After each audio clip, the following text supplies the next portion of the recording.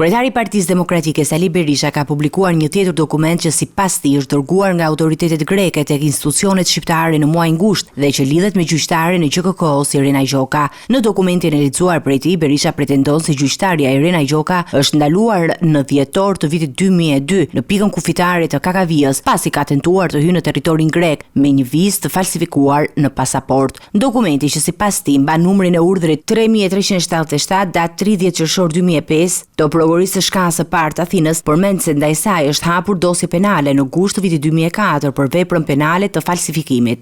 Me 24/12/2002, shtetasja Irena, shtetasja shqiptare, Maneku Irena, e lindur me 15/2/2000, 1970 tentoi të hynte në territorin grek përmes pikës kufitare të kontrollit Kakavi, duke përdorur pasaportën numër 1068-367 të autoriteteve shqiptare, brenda cilës u konstatuar vizë konsullore e falsifikuar.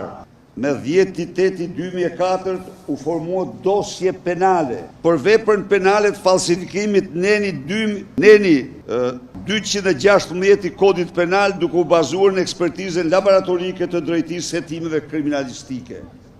I pyetur për hetimet e 21 janarit, Berisha tha se do të paraqitet për të dhënë dëshminë e tij nëse do të ketë një kërkesë nga ana e SPAK-ut, teksa akuzoi kundërshtarët e tij në qeveri për bllokim të dosjes. Njeriu që ka penguar çdo hetim, tasaj dosje ka vetëm një emër dhe ky është Edi Rama, që hetimi i plot dhe zbardhja e kësaj çështje është interesi më maksimal i Sali Berishës dhe Partisë Demokratike, sepse ajo ishte e qartë një agjendë, ajo ishte demonstrata më e dhunshme në historinë e vendit me një agjendë politike për mbyshjen e pushtetit.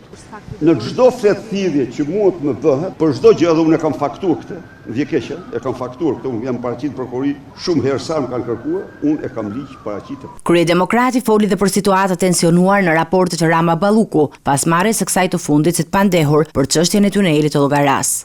Tani, a do vi Edi këtu? Më thoni pak.